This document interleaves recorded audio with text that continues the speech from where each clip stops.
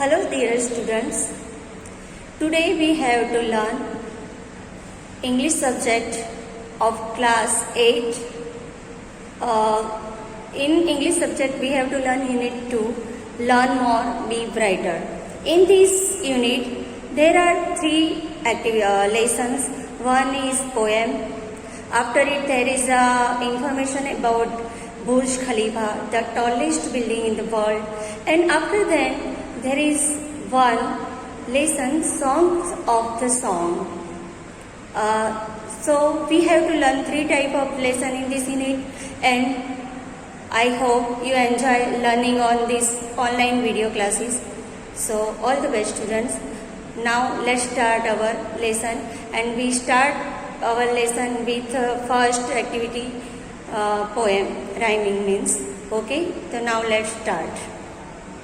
So students, unit 2, standard 8, unit 2, subject English, LMBB.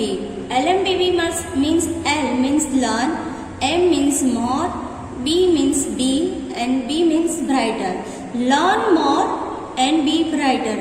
વધારે ભણો, શીખો અને તેજસ્વી બનો. આનો મતલબ થાય છે લર્ન મોર એટલે ઘણું શીખો અને તેજસ્વી બનો. બી બ્રાઇટર એટલે કે હોશિયાર બનો, તેજસ્વી બનો. ઓકે, તો first activity is this poem. We have to recite and enjoy this poem. Okay, whenever I see others taller than me, I feel that I am small and I wish I were tall. Whenever I see એટલે કે જ્યારે, whenever એટલે કે જ્યારે, પણ હું જોઉં છું, others taller than me, બીજાને મારા કરતાં લાંબા જ્યારે હું જોઉં છું ત્યારે, I feel that I am small, ત્યારે મને એમ થાય છે કે મને લાગે છે હું નાનો છું. I feel એટલે કે મને એવી લાગણી થાય છે, લાગે છે that I am small, કે હું નાનો છું. And I wish I were tall, અને ત્યારે હું ઈચ્છું છું કે હું વિશ કરું છું, હું ઈચ્છું છું કે કાશ હું પણ લાંબો હોઉં તો. આ પહેલો પેરેગ્રાફ હતો વિદ્યાર્થી મિત્રો. Whenever I see someone overtakes me, એટલે કે whenever I see, જ્યારે હું જોઉં છું, someone overtakes me એટલે કે કોઈને મારાથી, ઓવરટેક એટલે આગળ નીકળતા. તમે ગાડીઓમાં પણ જુઓ છો, કોઈ બીજી એક ગાડી બીજાને ઓવરટેક કરે, ઓવરટેક્સ. ઓકે, તો જ્યારે પણ હું જોઉં છું, તો ગાડીઓમાં એકબીજાને કોઈ ઓવરટેક કરે એ રીતે, તો જ્યારે પણ હું જોઉં છું કે કોઈને મારાથી આગળ નીકળતા, એટલે અહીંયા જ્યારે પણ હું કોઈને મારાથી આગળ નીકળતા જોઉં છું ત્યારે I wish my legs were longer to carry me faster. ત્યારે હું એવી ઈચ્છું છું કે કાશ મારા પગ વધુ લાંબા હોતે, જે મને ઝડપથી લઈ જતે, એવી મને ઈચ્છા થાય છે.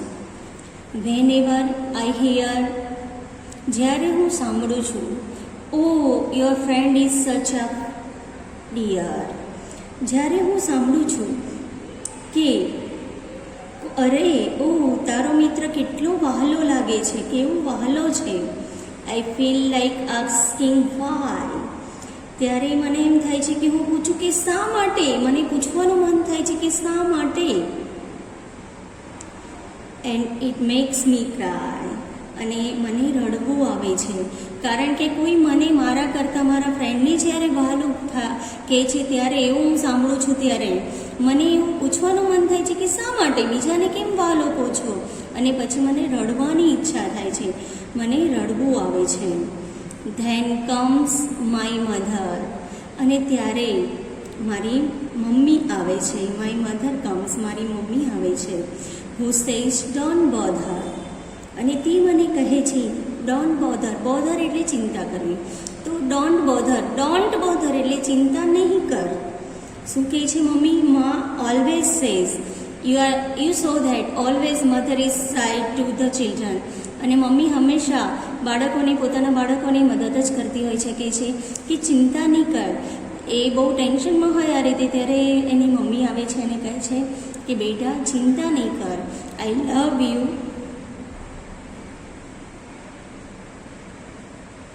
આઈ લવ યુ માય ડિયર, હું તને ચાહું છું મારા વાલા બેટા, the world I am happy to here.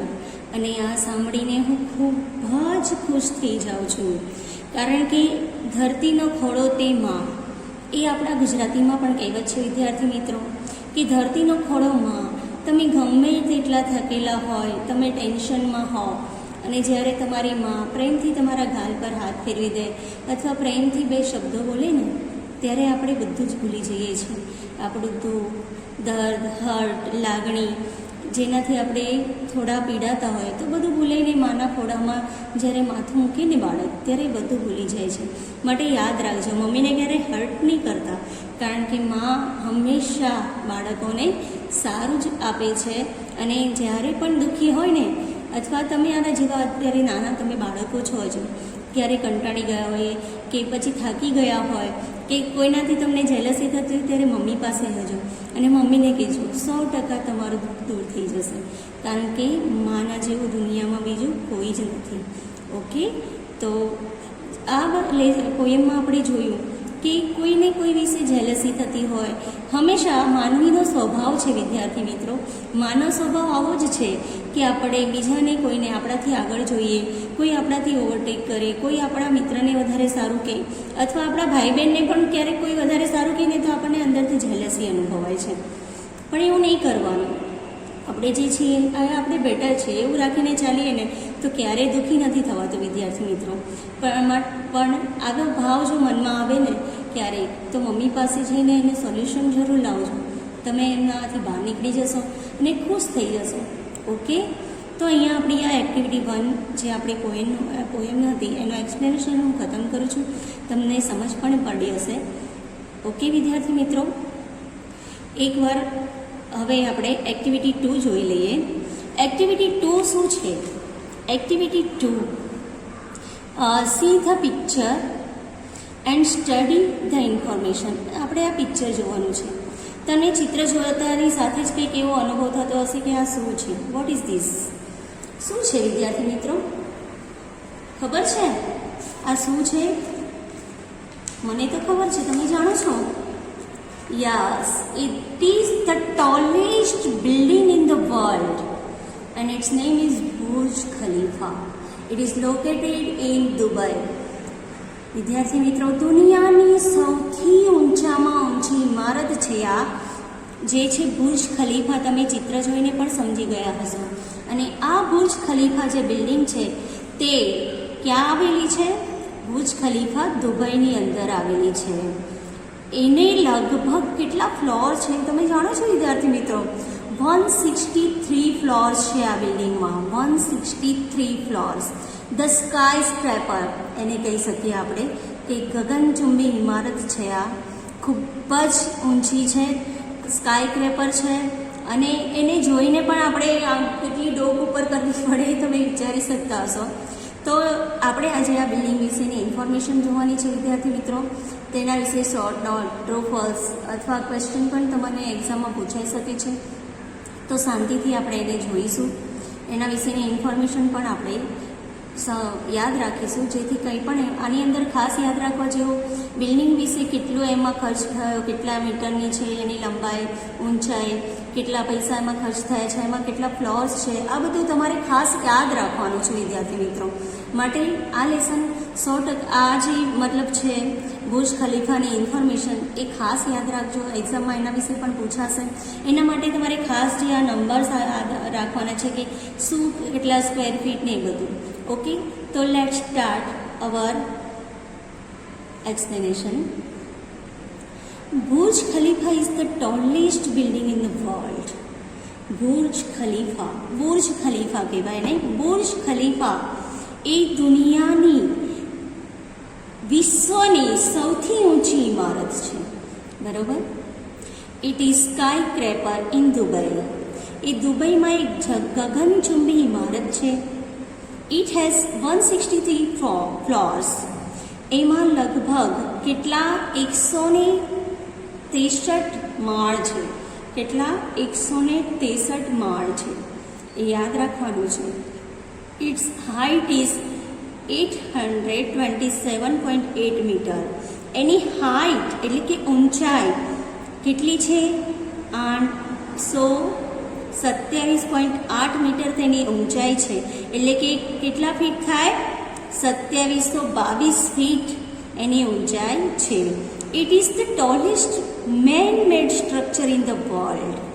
તે માણસો, મેન મેડ સ્ટ્રક્ચર એટલે કે માણસો દ્વારા બંધાયેલું, મેન મેડ સ્ટ્રક્ચર એટલે કે માણસો દ્વારા બંધાયેલું માણસો દ્વારા બંધાયેલી વિશ્વની સૌથી ઊંચી ઇમારત આ છે. It is the tallest man made structure in the world.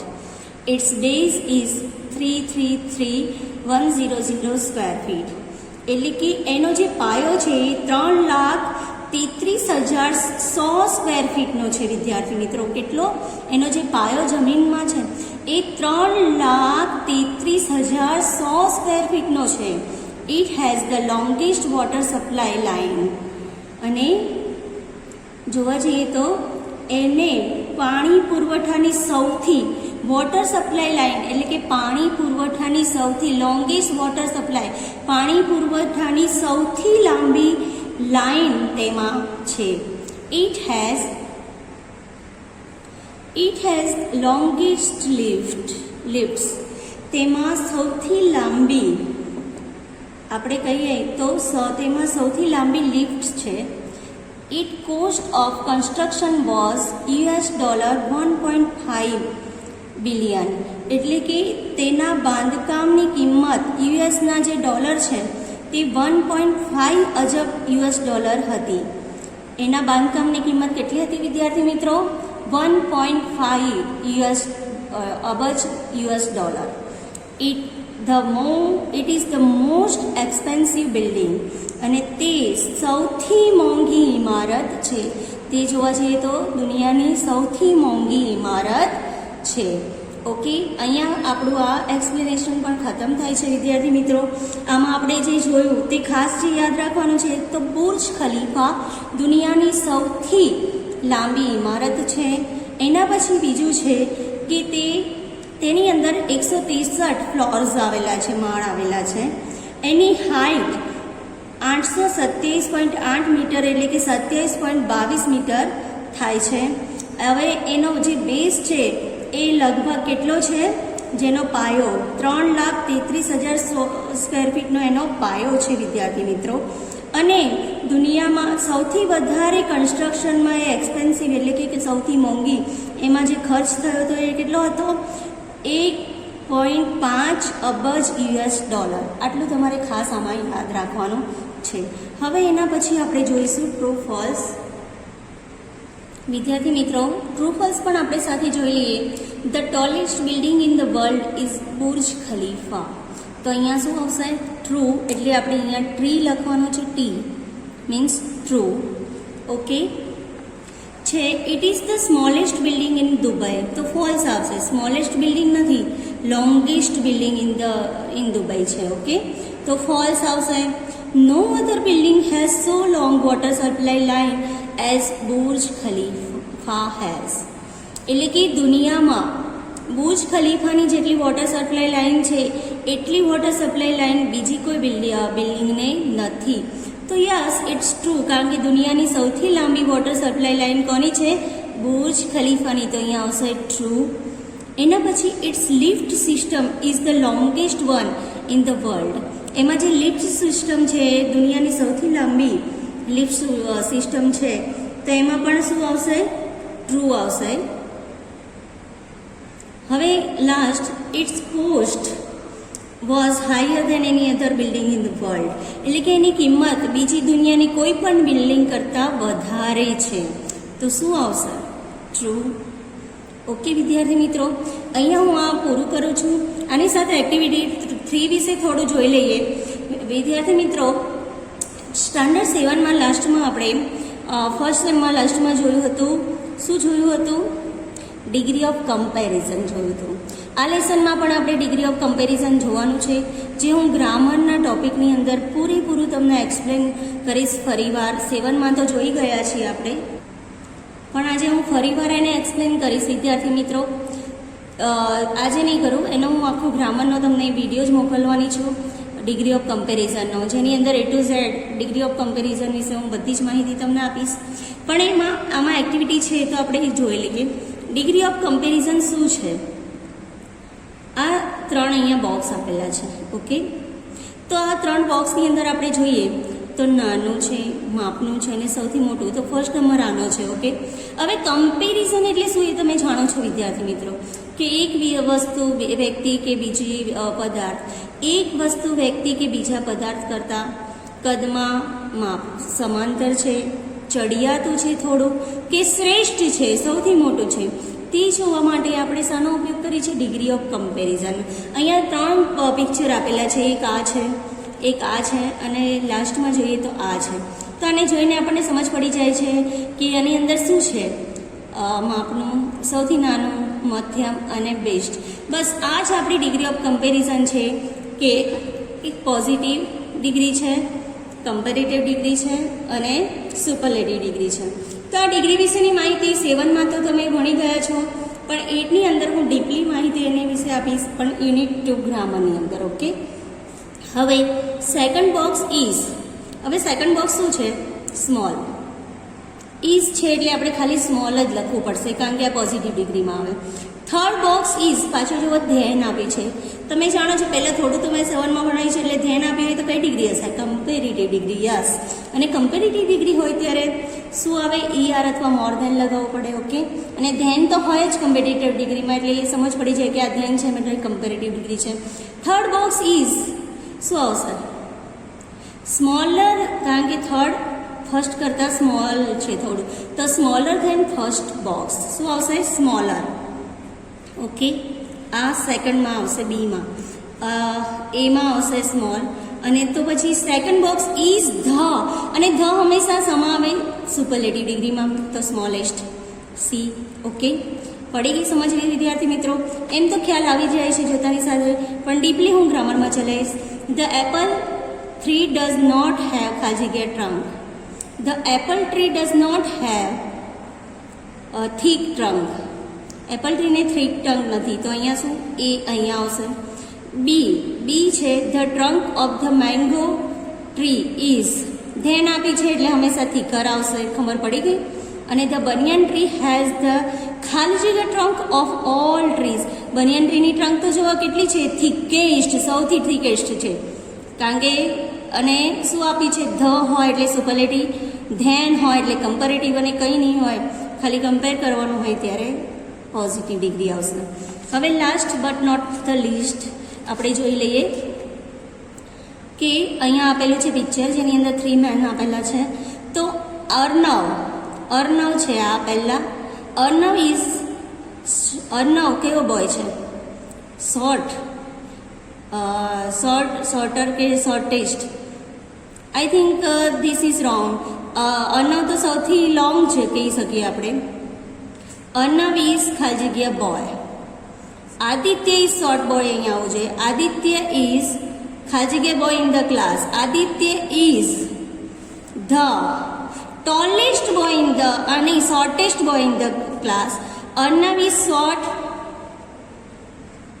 Aditya is the આપી છે એટલે shortest boy in the class, એટલે અહીંયા પહેલામાં એ, બીજામાં બીમાં શોર્ટેસ્ટ. અને યુવરાજ ઇઝ પાછળ ધેન આપી છે, ધેન એટલે યુવરાજ is shorter than Arnab. Okay, તો અહીંયા આવશે સી. બસ આ જ રીતે આપણી ડિગ્રી ઓફ કમ્પેરિઝન છે વિદ્યાર્થી મિત્રો. હવે છે આપણું લેસન એક્ટિવિટી 4નું સોંગ ઓફ ધ સોંગ. વિદ્યાર્થી મિત્રો વિડીયો મોટો થઈ ગયેલો છે આપણો. હવે આ જે લેસન છે હું બીજા વિડીયોમાં મોકલી આપું છું. Steel than by.